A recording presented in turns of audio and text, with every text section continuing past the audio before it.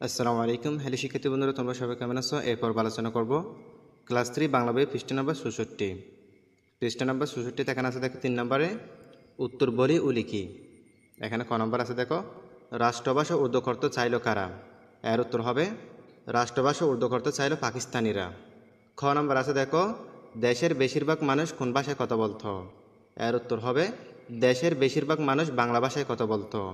গ নম্বর আছে রাষ্ট্রভাষা বাংলার দাবি কারা করেছিল? এর উত্তর হবে বাঙালিরা রাষ্ট্রভাষা বাংলার দাবি করেছিল। ঘ নম্বর আছে পোস্টারে কী লেখা ছিল?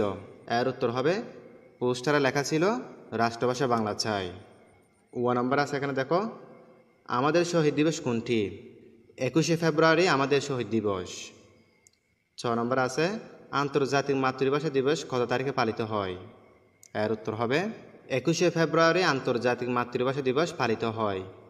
4 নম্বর আছে দেখো নিচের শব্দ বসিয়ে খালি জায়গায় পূরণ করি।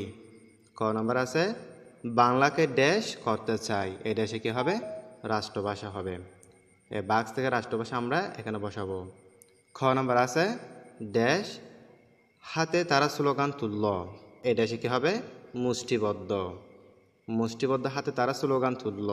ঘ নম্বর আছে পরের দিনও মানুষ ড্যাশ করল। এই ড্যাশে কী হবে? সমাবেশ।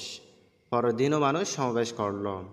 ঘ নম্বর আছে কালো রাজপথ রক্তে ড্যাশ হয়ে গেল। এই ড্যাশে কী হবে? লাল। কালো রাজপথ রক্তে লাল হয়ে গেল। 5 নম্বর আছে বুঝে নি। অর্থাৎ এগুলো বুঝে নিতে বলতেছে। এখানে আছে কি রাষ্ট্রভাষা। এর অর্থ হচ্ছে সরকারি কাজে যে ভাষা ব্যবহৃত হয়।